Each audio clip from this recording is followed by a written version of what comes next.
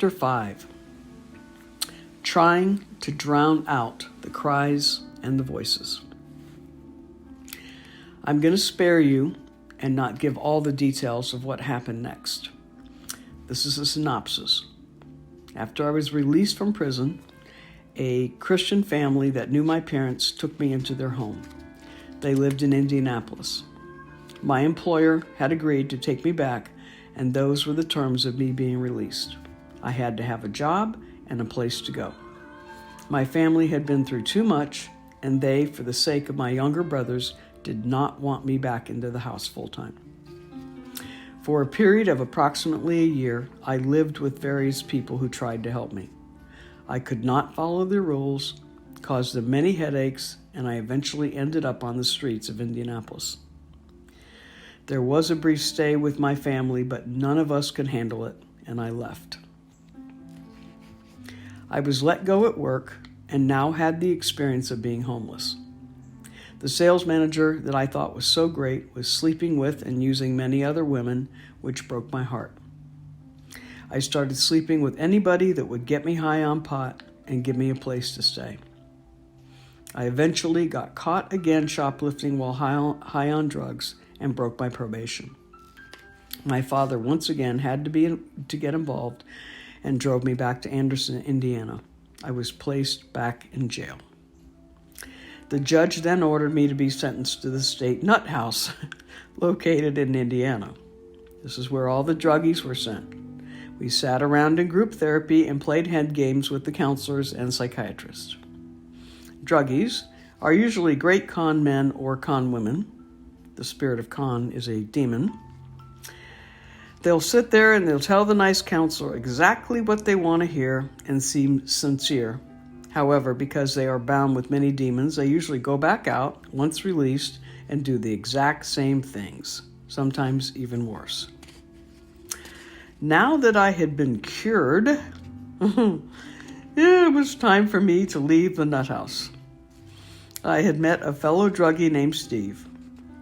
His plan for me was to take me back to the hometown of South Bend, Indiana, and pimp me out. Deep down, I did not want to do that, but I had no other place to go. For a period of several months, I repeated the same patterns before: sleep around with whoever, live here and live there. However, now I had even bigger problems. I was pregnant. It was at that time I had been looking for a job. I remember having a dream one night, and in the dream was the phone number of one of the places advertised. It was very vivid, and I woke up and I wrote the number down. It was exactly the same number advertising water purification sales. I was hired by this company in Mishawaka, Indiana on a straight commission basis. I had made the decision that I did not want to live like a slut any longer. The reality of being pregnant was more than I could handle. I thought there was no way I could ever be a good mother, and raising a child seemed impossible with what I had already been through. I, about a month later, made an appointment at the abortion clinic in South Bend, Indiana. I recall the day that I was scheduled to have the abortion. There was a man standing outside the clinic with a sign. It gave Bible scriptures as to what I was getting ready to do: kill my child. I knew what I was doing was wrong. My conscience knew this. God was using this man as a mouthpiece. No amount of reefer that day could numb the anguish and guilt that I felt. I don't recall ever being told how far along I was with the pregnancy, but I was now slightly showing. To make things even worse, shortly after the abortion, my breast started leaking milk. My body thought that I had had the baby. When I went back to the abortion clinic for a checkup, I started talking to the doctor. I told him that I knew I had killed my baby, and I was weeping incessantly.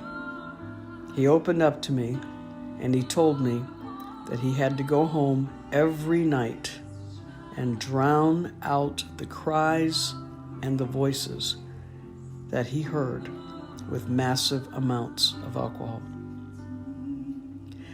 This scenario was much different than the intake nurses had told me. They said it was only a blob of tissue and it was not a baby yet.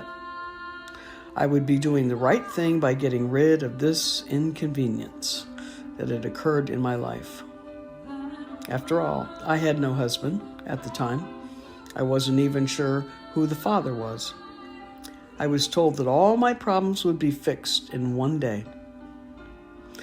The reality was a life that God had made was sucked piece by piece out of my body. I was now guilty of murder. I did not ever realize the emotional scars and the guilt that would linger for years until the grace and mercy of God healed my emotions.